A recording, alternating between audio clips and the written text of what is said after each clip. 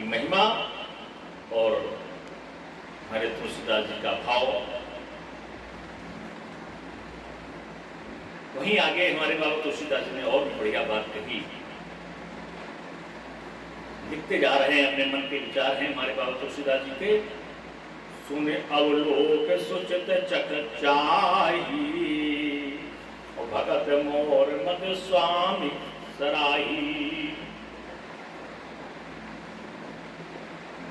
इन सब चीजों को देख करके, भगवान के चरित्र को देख करके, सुन करके, प्रभु राम को सुन करके इतना अच्छा सुचित चख चाहिए।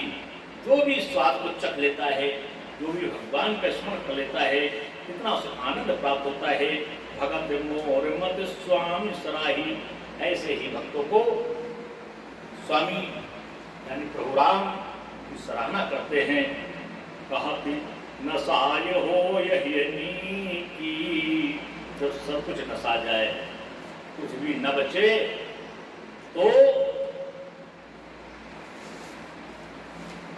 बदन टूट जाए, कमर टूट जाए, हाल उधड़ जाए, कुष्ठ रोग हो जाए, जितने भी अपवाद हैं शरीर में उतनी व्याधियां आ जाएं, लेकिन मन में, हृदय में भगवान राम का निवास हो, मन में भगवान राम का स्थान हो, तो सब नीका हो जाता है, सब सुंदर हो जाता है। बीजत जान राम जान जन जी के, जो ऐसा भक्त मिलता है भगवान राम को, तो वो अति प्रसन्न हो जाते हैं। इसलिए नहीं, ना तो अपने रूप पर जाइए, ना ही अपने वैभव पर जाइए, ना ही अपने कुल पर जाइए, ना ही समाज पर जाइए, ना ही समाज के दोष और गुणों पर जाइए। कुछ भी हो, केवल भगवान राम की भक्ति करिए, बस सब ठीक हो जाएगा।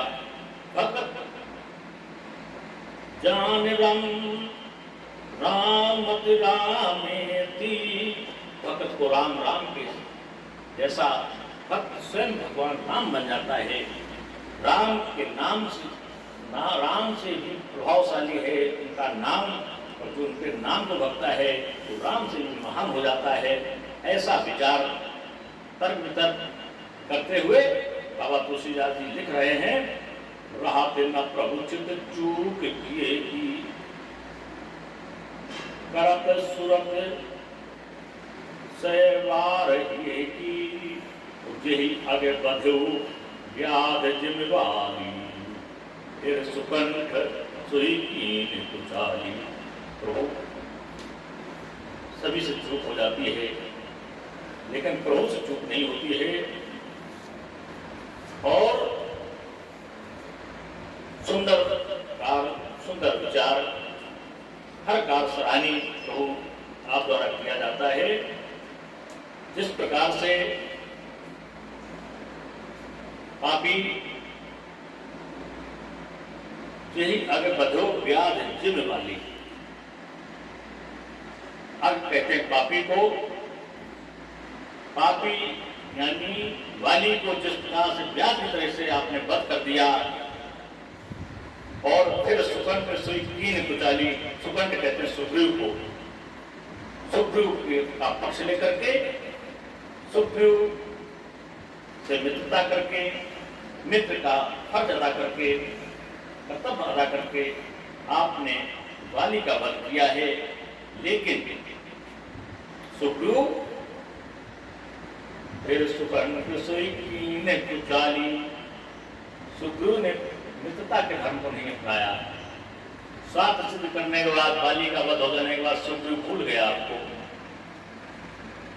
फिर भी आपने दया की है, तो हमसे भी कोई ऐसे अपराध हो जाएं, हो सकते हैं प्रभु, हमें विश्वास है आप पर दया करेंगे।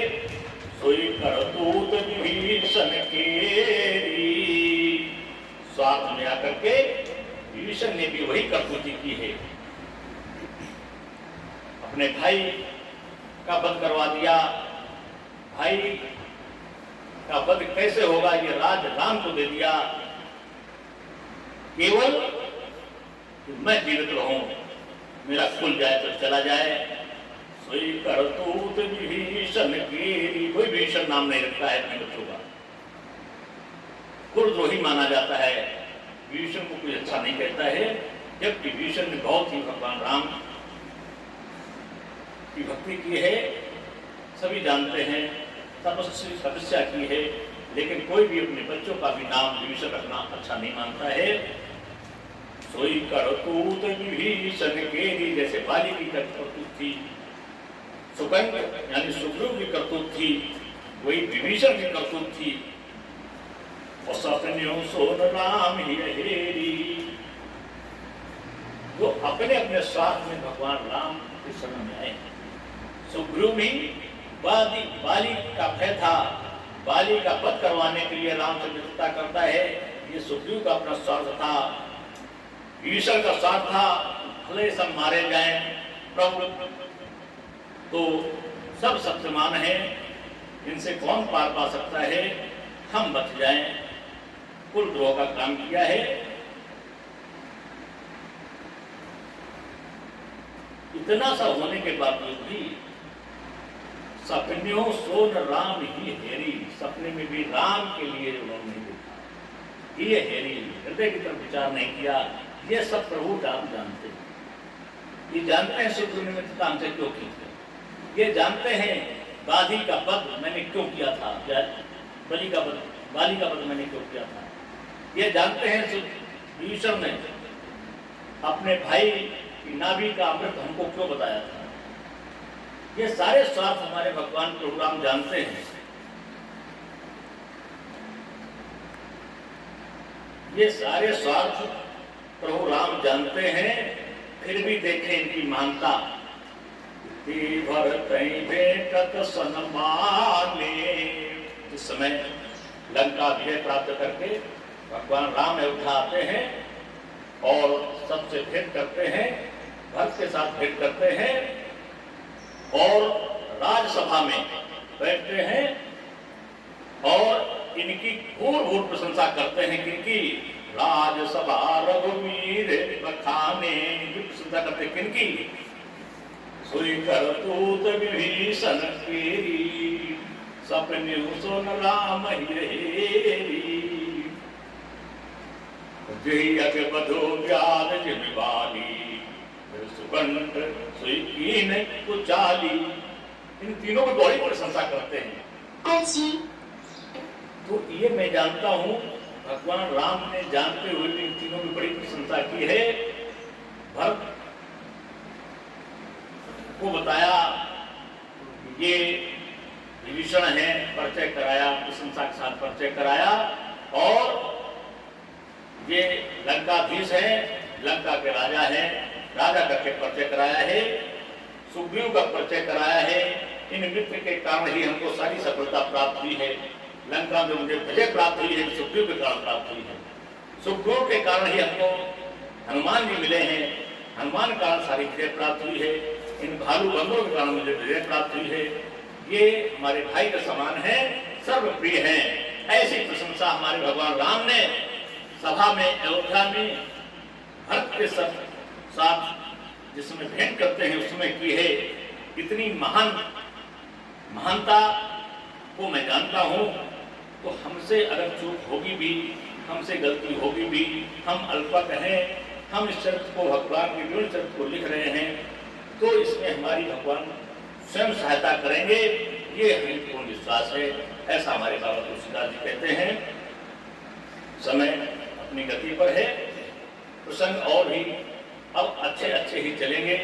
अभी तक तो हमारे बाबा तुलसीदास ने व्यवस्थाएं की हैं कैसे हम रामचरितमानस को लिखें, और अब वो बैठ गए हैं और बैठने पर लिखते जा रहे हैं और अपने विचार इसमें विचार लिख रहे हैं। उन्हीं विचारों के बाद अब आगे दोहा नंबर चलेगा 29 का, 29 का 29 गा। इसमें बताएंगे प्रभु राम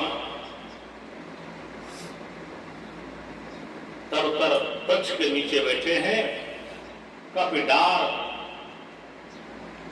पर और कपि बंधन डाल पर बैठे हुए हैं। बहुत ही अच्छा प्रसंग है, अगले रविवार को सुनेंगे।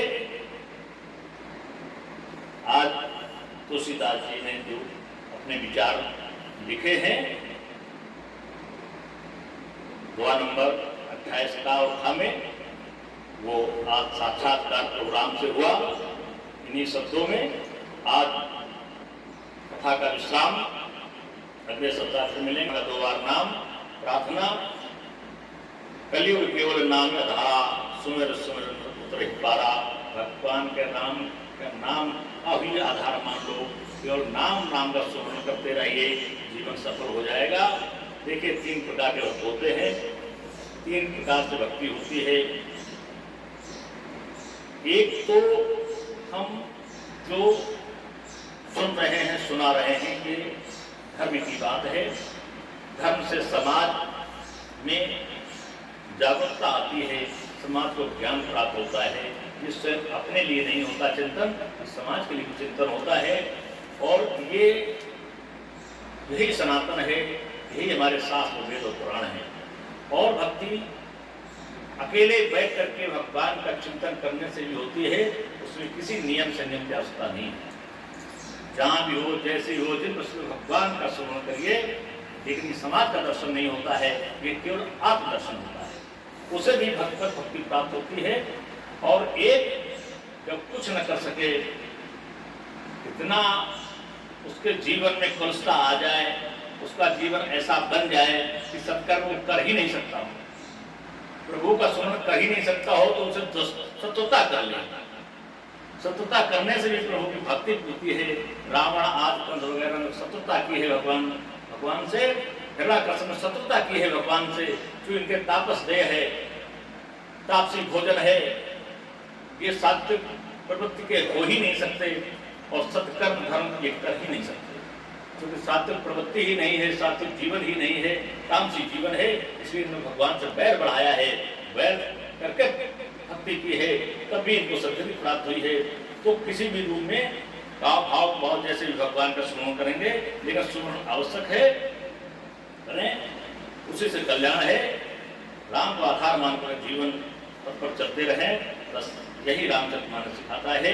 रामचरितमानस केवल त्याग सिखाता है, त्याग रखें, परमार्थ रखें, अपनों को अपने प्रति, अपनों के प्रति, बस यही रामायण का सार है। अपनों के प्रति त्याग क्या हुआ, एक चर्चा हो रही थी, उसमें ये बात आई, मैंने उनका अपनों के प्रति त्याग, अपने के प्रति त्याग ये है कि हमारा स्वास्थ्य कैसे सही रहे। तो बहुत ऐसी चीजें हैं जो खाने से स्वास्थ्य खराब होता है, तो त्याग करना चाहिए। असमय खाने से अपच होती है, स्वास्थ्य खराब होता है, त्याग करना चाहिए। समय से भोजन, समय से स्नान, समय से ध्यान, समय से काम, ये स्वास्थ्य के लिए हितकर होता है। और अपनों के लिए कोई ऐसा कार्य न करे जो अपनों को कोई कष्ट हो, इसलिए ये त्याग, यही रामायण सिखाती है।